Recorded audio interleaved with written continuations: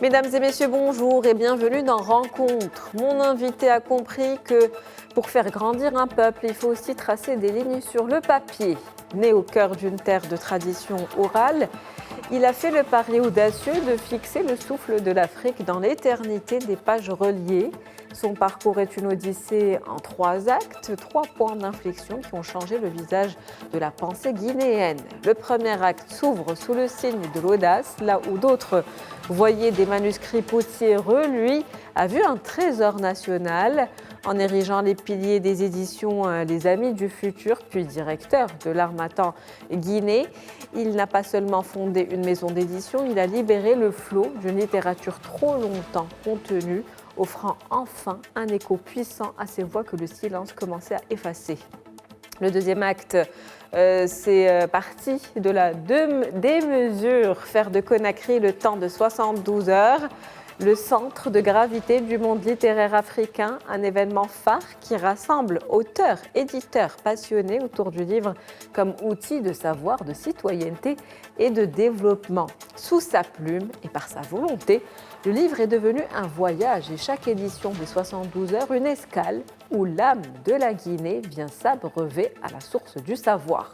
Le point d'orgue, enfin, fut ce moment de grâce. En 2017, sous son impulsion, la Guinée a porté le sceau de capitale mondiale du livre de l'UNESCO, une consécration qui a placé Conakry sur la carte de l'intelligence mondiale, faisant briller la lumière de l'esprit.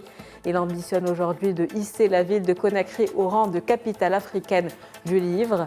Reconnu pour son leadership culturel et son engagement indéfectible en faveur du rayonnement du livre en Afrique, son parcours illustre la conviction que la lecture demeure un puissant levier de transformation sociale et citoyenne. Infatigable bâtisseur de ponts entre les générations, il nous rappelle que si l'Afrique veut s'envoler, elle doit le faire avec des ailes de papier. Lire, c'est voyager, écrire, c'est exister.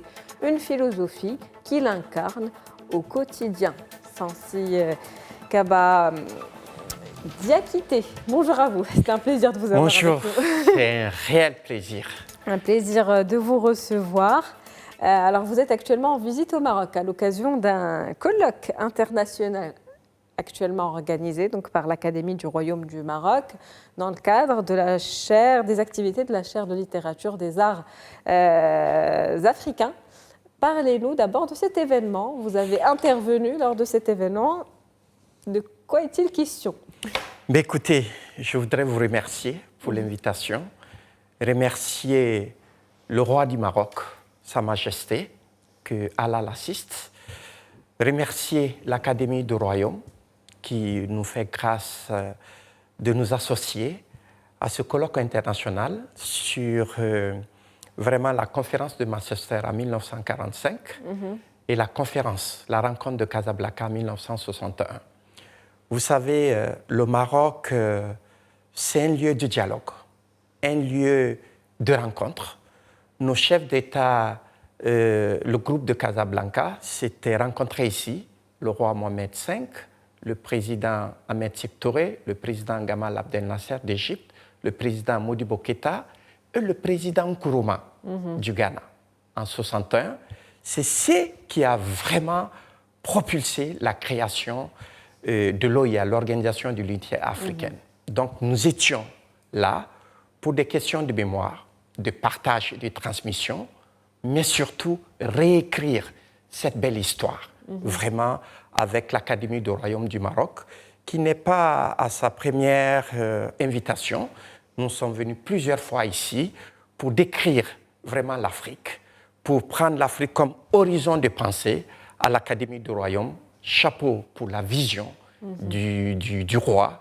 Et nous sommes là pour faire en sorte que ce pont-là entre l'Afrique du Nord, l'Afrique subsaharienne puisse exister parce que nous sommes sur le même continent. Un pont qui continuera à exister, une histoire qu'il faut se remémorer, comme vous l'avez dit, garder en mémoire et partager, bien évidemment, avec les générations futures, parce que c'est notre héritage. C'est ça. Il faut faire en sorte que la jeunesse se nourrisse de notre histoire, parce que c'est papa qui disait ça, que toute histoire qui n'est pas racontée est oubliée. Lorsqu'une histoire est oubliée, c'est comme si elle n'a pas existé. Nourrissons nos enfants. Faisons en sorte qu'à travers le livre, nos enfants puissent vraiment voyager et s'éclairer. Et c'est un petit peu votre combat au quotidien. En tout cas, pour revenir sur votre parcours, parlez-nous un petit peu de cette passion pour le livre. Comment a-t-elle commencé déjà?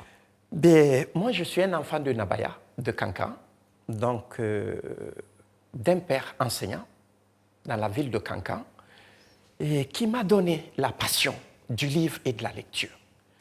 Et puisqu'il enseignait, il nous nourrissait avec les livres qu'il se servait pour aider ses élèves. Donc nous, ses enfants, on apprenait à ses côtés. Mais à la fin de son parcours, il a créé une librairie dans ma ville à Kankan. Donc j'ai grandi dans cette librairie. À côté, il a servi aussi la bibliothèque régionale de la région de Kankan. Donc moi, j'ai été piqué par ce virus-là. Vous avez toujours été en contact du livre. Oui, il me disait tout de suite, la seule maladie que je te souhaite, mon fils, c'est la lecture. Si tu es malade de la lecture, tu seras heureux et tu feras le bonheur.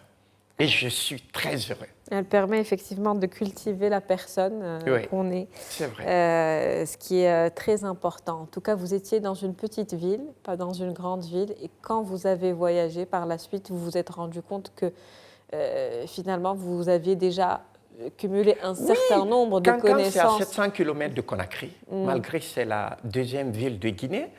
Mais nous pensions qu'à Kankan, on était défavorisés.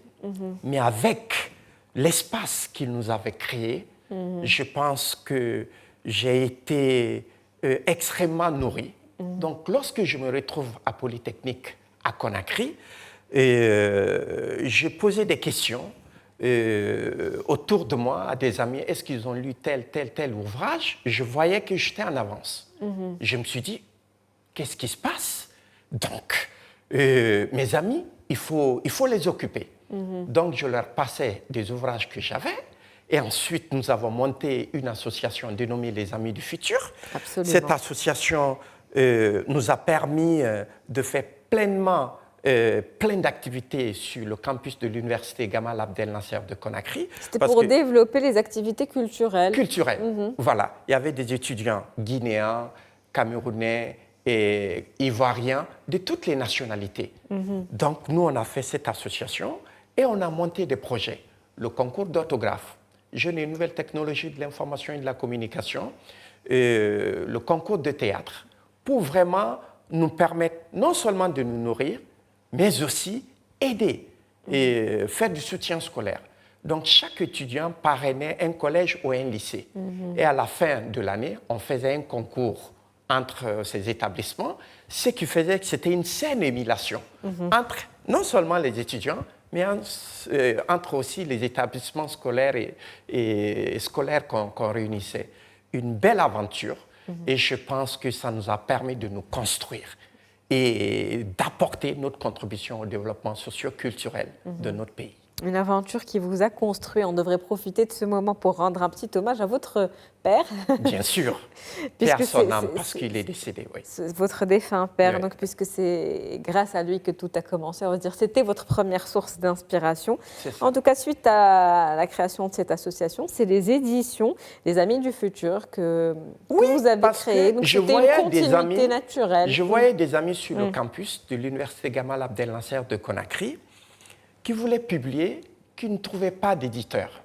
Il y avait un célèbre journal à Gamal Abdel Nasser, La Voix de l'étudiant. Donc, les étudiants écrivaient ça avec des stylos, des feutres, machin, pour afficher. J'ai dit non, c'est inacceptable. Je retiens qu'à chaque fois que vous voyez quelque chose qui manque, vous êtes initiateur. Voilà. Vous dites, il faut créer. C'est encore une fois papa qui disait, lorsqu'on pense, il faut agir. Voilà, vous êtes un homme d'action. D'action. Moi, je suis un homme d'action. J'ai dit aux gens que j'ai fait mathématiques au lycée, Polytechnique à l'université, gestion et management après à l'université du Maine en France. Moi, je suis là pour résoudre des problèmes. Quand je voyais mes amis qui étaient à la faculté des lettres, qui faisaient journalisme, qui écrivaient à la main Et tout ça, j'ai dit, je vais les publier, je vais les éditer. Donc, j'ai monté les éditions Les Amis du Futur pour les accompagner. Donc, on a quitté la phase traditionnelle à la phase d'édition réelle de leur journal. Ensuite, je voyais plein d'étudiants qui voulaient se faire publier, qui avaient des manuscrits qu'ils ne trouvaient pas. Donc, j'ai lancé les éditions Les Amis du Futur pour créer une activité génératrice de revenus pour notre association.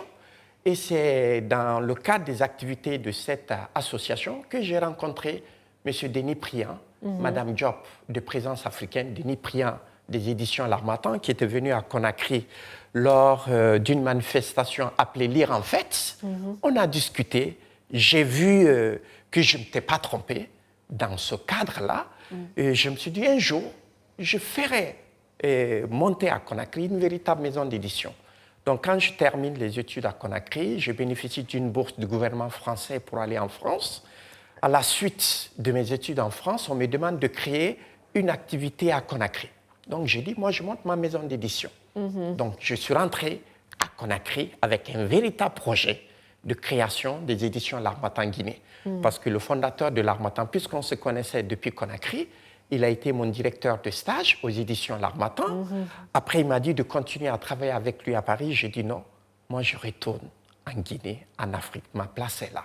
Donc, je suis rentré fin 2006 avec mon projet de créer les éditions L'Harmattan Guinée, une maison d'édition des droits guinéens, je précise, à l'image des éditions L'Harmattan à Paris. Et j'ai commencé par le premier livre, le deuxième livre, le troisième livre.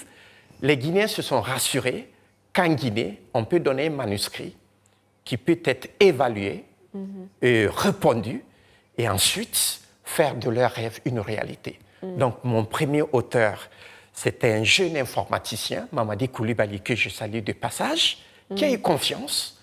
Il est arrivé dans mes locaux avec ce manuscrit. J'ai lu, j'ai trouvé que c'était utile à la Guinée, c'était de qualité, les textes. J'ai dit, paf, on y va. Donc, c'était mon premier auteur. Donc, nous avons inauguré la maison d'édition avec ce jeune auteur qui a fait, après près d'une dizaine d'ouvrages chez nous, il est fidèle. Et je suis très heureux que L'Harmattan Guinée prenne de l'ascension. Aujourd'hui, nous sommes à 1040 et quelques titres dans notre catalogue. Ça avance. Les Guinéens sont rassurés de leur maison d'édition. On est diffusé partout. Lorsqu'un ouvrage est édité chez nous, le lendemain, le livre se retrouve partout sur toutes les plateformes. Et le livre aussi est électronique dans le monde entier. C'est disponible. Et je pense que c'était fondamental. Et dès que j'ai vu que mes auteurs commençaient à être nombreux, la question de la promotion s'est posée. Et c'est là où les 72 heures du livre... Voilà. Je suis allé à Dakar. Je suis allé à Dakar, j'ai vu qu'il y avait la FILDAK, la foire du livre de Dakar. Je suis allé à Abidjan, j'ai vu qu'il y avait le salon du livre d'Abidjan. À Bamako, il y avait un salon du livre. À Paris, il y avait un salon du livre. J'ai dit, mais qu'est-ce qui ne va pas en Guinée? J'ai dit, il me faut créer l'espace de promotion, un événement. Donc, j'ai vu que le 23 avril de chaque année, c'était la journée mondiale du livre. On n'avait pas l'habitude de célébrer en Guinée. Je me suis dit, pourquoi pas créer vraiment un événement autour de cette journée du 23 avril, journée mondiale du livre et du droit d'auteur. Mais puisque nous étions en retard, les autres pays peuvent célébrer en une seule journée, je me suis dit, on va faire en 3 jours. Et 3 fois 24, en ma qualité de mathématicien, ça fait 72. Donc, c'est les 72 heures de Conakry. Je n'ai pas réfléchi beaucoup, mais j'ai trouvé le terme sexy. Et c'est l'événement aujourd'hui qui réunit le monde du livre, l'industrie du livre en Guinée, de l'Afrique de l'Ouest, les auteurs, partout dans le monde. Les gens viennent de partout.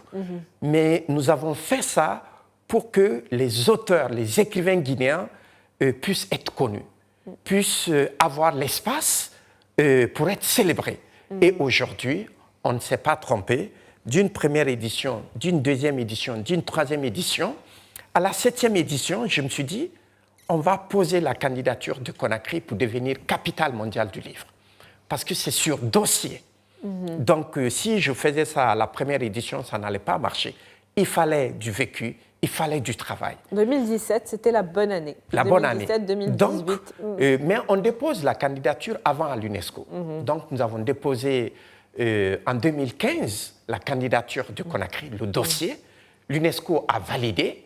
Conakry a été nommée pour l'année 2017 capitale mondiale du livre, en reconnaissance de notre beau programme, du travail effectué par le monde et l'industrie du livre à Conakry. C'était une belle consécration. Et je vous assure, pendant une année, on a fait rêver le monde. Pendant une année, on a associé le livre à tout ce qu'il fallait toucher en Guinée, du président à l'ouvrier du village. On a fait du livre vraiment sexy. On a fait en sorte que les Miss, les hauts cadres, les citoyens puissent s'approprier de ce concept pour enfin faire en sorte que le pays de Camara Laye soit vraiment sur la carte littéraire, sur la carte mondiale. Et justement, quel héritage ça a laissé? Écoutez, d'abord, la première des choses, c'est que Conakry a été reconnu sur le plan mondial. Donc, nous faisons maintenant partie d'un réseau de villes capitale mondiale du livre. Ensuite, nous avons profité de cette année, de l'année mondiale du livre, pour faire une bibliothèque nationale en Guinée, parce que ça n'existait pas. Pour faire en sorte que des points de lecture soient dans les quartiers de Conakry. Quelque chose d'impressionnant. On a énormément publié d'ouvrages. Et tous les pays du monde entier sont venus à Conakry célébrer leur fête nationale à l'image du livre. Donc Conakry, capitale mondiale du livre, a ouvert la Guinée littéraire au monde entier. C'était un moment exceptionnel. Et l'appétit vient en mangeant. Quand nous avons eu ce beau parcours avec l'année mondiale du livre, nous nous sommes dit, à Ouagadougou, il y a le cinéma. L'Afrique se retrouve chaque année avec la Biennale du cinéma. À Bamako, l'Afrique se retrouve avec la Biennale de la photographie. À Dakar, l'Afrique se retrouve avec la Biennale des arts. À Abidjan, avec les arts du spectacle. Maintenant, notre ambition, c'est de faire de Conakry la prochaine capitale africaine du livre. Absolument. Donc, avec ce projet, nous allons créer la Biennale africaine du livre à Conakry pour que Conakry, chaque 2 ans, puisse vraiment réunir l'industrie du livre africain, les meilleurs auteurs africains, les meilleurs éditeurs africains, les meilleurs libraires africains, les meilleurs critiques littéraires, comme ça se fait au cinéma, comme ça se fait dans le sport, célébrer vraiment l'élite dans le domaine du livre et de la lecture. Vous pensez également à créer l'Académie du livre en collaboration bien sûr, bien sûr. L'Académie du Royaume du Maroc. Avec l'Académie du Royaume du Maroc, déjà, en 2022, nous avons fait du Maroc pays invité d'honneur. Chaque édition des 72 heures du livre, il y a un pays invité d'honneur. Il y a un pays invité d'honneur. Le Maroc nous a fait grâce d'être là en 2022. Nous avons discuté avec l'Académie, le secrétaire perpétuel, je profite pour le remercier, et on lui a dit qu'on voulait faire l'Académie du livre de Conakry. Il a dit qu'on a tout son soutien, qu'on a tout le soutien du Royaume du Maroc, Inch'Allah, par la grâce de Dieu, avec le label que nous venons d'avoir, Conakry, ville créative de l'UNESCO, un programme de 4 ans, renouvelable. Et nous avons mis dans ce projet la création prochaine de l'Académie du livre de Conakry. Un projet magnifique, à l'image de l'Académie du Royaume du Maroc, où la moitié des académiciens est marocain, l'autre moitié des étrangers.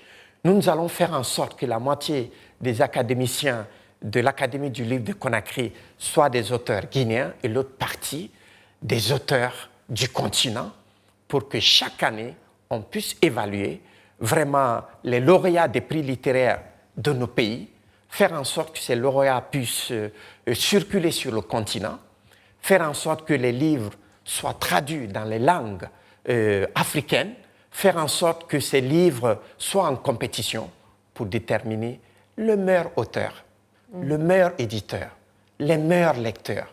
Ce seraient les awards vraiment du livre et de la lecture. Toujours dans, dans cette optique de partenariat culturel renforcé, bien évidemment, entre nos deux pays. Il y a aussi un projet qui en appelle un autre, vous avez également l'ambition de développer un musée. Ah, bien sûr. Il y a un petit mot là-dessus, alors. Musée du livre. Oui, musée du livre. Chaque ville créative de l'UNESCO doit faire une innovation, doit faire quelque chose. J'étais récemment à Montréal, je suis allé à Québec City, j'ai vu la maison de la littérature. J'étais à Angoulême, la ville des bandes dessinées, la capitale des bandes dessinées. J'ai vu le musée des bandes dessinées. Je me suis posé la question, à Conakry, qu'est-ce qu'on pouvait apporter au monde? J'ai dit, on va monter le musée du livre de Conakry pour faire en sorte que de Conakry, on puisse raconter l'histoire du livre dans le monde, qu'on puisse valoriser les systèmes d'écriture sur le continent, qu'on puisse exposer vraiment la mémoire des hommes et des femmes qui ont fait le livre sur le continent. Rappeler, un musée, c'est un lieu de mémoire, c'est un espace de formation, c'est un espace culturel d'excellence.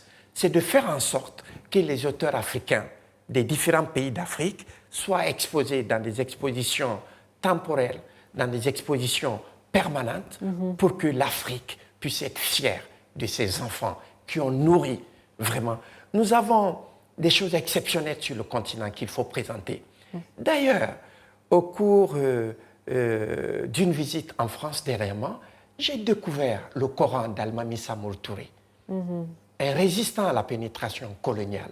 Ça veut dire qu'on a été dépouillé de manuscrits, d'éléments importants qui appartiennent à notre patrimoine. Donc nous allons rapidement demander qu'à travers ce Coran, que nous allons demander la restitution, que ce Coran vienne pour constituer une partie importante de ce musée du livre. Parce que le Coran, c'est le livre par excellence. C'est extraordinaire ce que l'Almami a fait pour refaire le Coran localement sur ces terres de Guinée. L'Almami Samori, c'était l'empereur du Wasselon. Donc le Wasselon, c'est un empire extraordinaire. À travers l'Almami, nous allons valoriser ces empires sur le continent. Donc la bibliothèque de El Hadj Mokhtar, les manuscrits de la ville de Kankan, du Fouta Djallon, du Fouta Toro. Donc à travers ce musée, nous allons réunir l'Afrique, les alphabets de notre continent et permettre à nos auteurs comme Kamara Lai, comme Djibril Tamsir Niane, des auteurs de tout le continent africain d'être valorisés. En tout cas, vous avez des émotions fortes que vous, on va dire qu'on ressent à votre manière de plaider pour cette cause, pour cette jeunesse africaine, parce pour que le continent important. africain. La jeunesse doit être nourrie.